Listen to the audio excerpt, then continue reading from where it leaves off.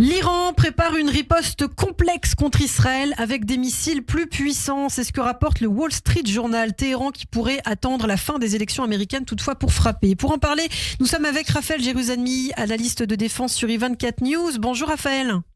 Bonjour. Merci beaucoup d'être avec nous comme chaque semaine sur Radio J. L'Iran qui aurait transmis en effet, Raphaël, des messages diplomatiques indiquant la préparation d'une attaque sophistiquée contre Israël qui impliquerait des ogives plus puissantes que celles utilisées jusqu'à présent. C'est le Wall Street Journal qui cite des sources iraniennes et arabes.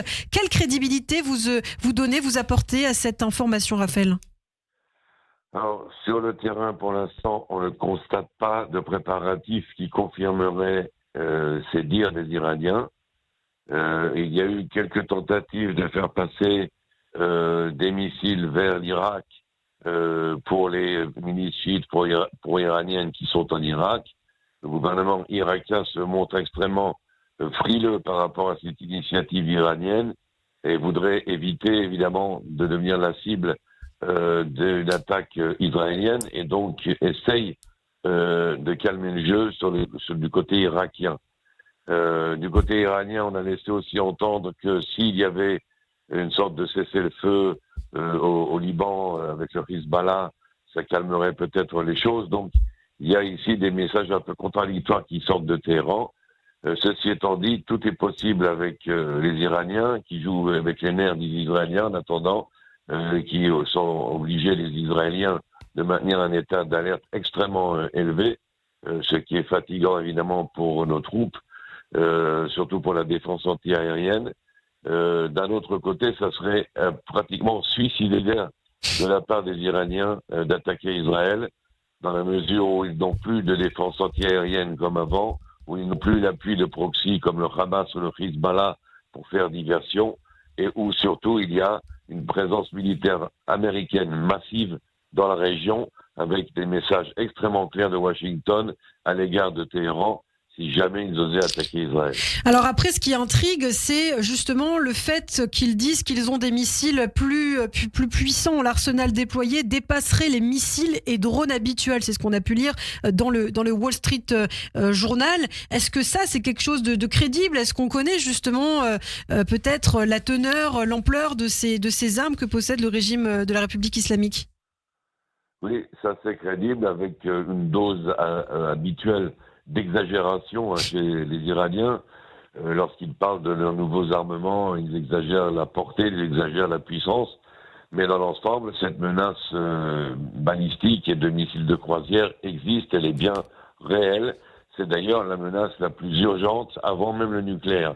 C'est la menace aujourd'hui principale. Le nucléaire, lui, n'est pas encore tout à fait prêt, le nucléaire militaire. Et là, sur le plan des drones et des missiles, les Iraniens sont extrêmement bien armés. Ils en ont beaucoup. On en a détruit une partie lors de la dernière riposte israélienne. Mais ils ont un arsenal extrêmement impressionnant et dangereux. L'actualité, Raphaël, également, on va aussi parler bien sûr de l'élection aux États-Unis. L'actualité, c'est aussi cette affaire de fuite de documents classifiés du Hamas dans la presse. Le principal suspect travaille bien au bureau du Premier ministre. Votre réaction ce matin, Raphaël, quand vous lisez cette information ? Une réaction de personne de la sécurité, c'est un événement d'une gravité sans précédent en Israël. S'il est véritablement confirmé, il y a une enquête en cours, pas tout n'a été rendu public, on n'a pas tous les détails, mais d'après le peu qu'on sait, on est dans une affaire d'une extrême gravité qui atteint les plus hauts niveaux du gouvernement israélien, car il y aurait de façon sciente une personne qui aurait été employée dans un poste extrêmement sensible, alors que les services de sécurité du Shin Bet avaient averti que cette personne n'avait pas le niveau de fiabilité sécuritaire adéquat à ce poste. C'est déjà très, très grave, mais en plus, c'est une personne qui aurait été amenée à écouter des secrets extrêmement importants, qui a mis en danger des agents secrets, qui met en danger la campagne de recueil d'informations que mènent le Shin Bet et le Mossad pour protéger Israël. Et malheureusement, cette personne aurait circulé librement dans les plus hautes sphères du gouvernement aurait eu tous ces éléments en main et les aurait utilisés, et ça c'est peut-être le plus inquiétant, mais ça il va falloir le prouver, ont utilisé ça à des fins politiques dans une campagne dirigée vers l'opinion publique, donc sciemment dévoiler des secrets d'État, mettre en danger la sécurité de l'État pour des intérêts de base politique. Et si ça c'est vrai, on est dans un cas d'une gravité sans précédent. Une affaire extrêmement grave. Eva, vous souhaitez poser une question à Raphaël? Bonjour Raphaël, il est question effectivement de cette affaire extrêmement grave. Est-ce que la divulgation des informations qui auraient dû rester secrètes a pesé sur les négociations sur les otages israéliens? Alors, on prétend que oui, il y a une partie des informations qui ont été divulguées vers la presse, étrangère d'ailleurs, et cela, évidemment, les négociations sur les otages sont extrêmement délicates, elles doivent être extrêmement discrètes, et toute interférence et toute publication est dangereuse. Il y a eu plus qu'une fois des ministres ou des membres du Parlement en israélien qui ont fait des fuites, qui ont parlé à la presse alors qu'ils auraient dû se taire. Je veux dire, il y a de temps en temps des irresponsabilités commises par certaines personnes, aussi dans des buts politiques ou de fanfaronnades, hein. Mais là, dans ce cas précis, c'est beaucoup, beaucoup plus grave. Et comme je l'ai dit, ça peut atteindre les très hautes sphères du gouvernement avec une possible complicité ou une sorte d'action volontaire concertée, alors que ça représente un danger sécuritaire évident pour l'État d'Israël. Action concertée avec Binyamin Netanyahou, le Premier ministre aurait pu être au courant?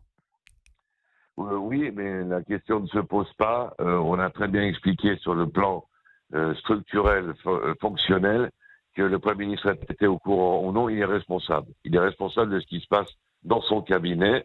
Ceci s'est passé dans son cabinet, dans son bureau.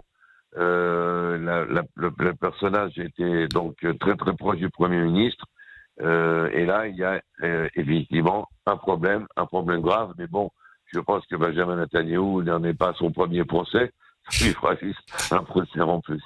Alors on voulait aussi bien sûr, Raphaël, vous faire réagir à cette élection américaine, plus que quelques heures maintenant avant de découvrir le nom du futur ou de la future président ou présidente des États-Unis. On sait qu'en Israël, Donald Trump est vu par une majorité de l'opinion comme un allié. Est-ce que vous comprenez ce positionnement des Israéliens? Oui, je le comprends. Je ne suis pas sûr que ça soit le bon positionnement.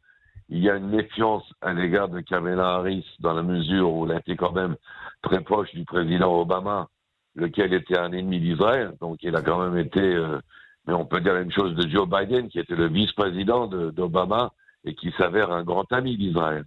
Donc de quel côté est-elle vraiment? Est-elle une fidèle à Obama, et à ce moment-là elle est dangereuse pour Israël, ou est-elle plutôt du côté Biden, et en fin de compte elle est quelqu'un qui va poursuivre cette politique pro-israélienne? À mon avis, oui, elle va la poursuivre, avec des conditions comme Biden en avait posé également, des conditions sur le plan humanitaire ou autres, comme Biden en a posé. De l'autre côté, Donald Trump crie à tort et à cri qu'il est pro-israélien et que dès qu'il arrive au pouvoir, tout va s'arranger. Mais Donald Trump, comme tout le monde le sait, c'est quelqu'un d'imprévisible. C'est quelqu'un dont les actes ne suivent pas toujours les paroles. Je suis pas sûr que cette confiance qu'on lui accorde soit justifiée. Je pense qu'on est dans l'inconnu et qu'on doit faire un choix vraiment à l'aveuglette. Kamala ou Donald, c'est à l'aveuglette si c'est bon pour les Juifs ou pas. Eh bien, merci beaucoup. Merci Raphaël Jérusalemi d'avoir été avec nous ce matin sur Radio J.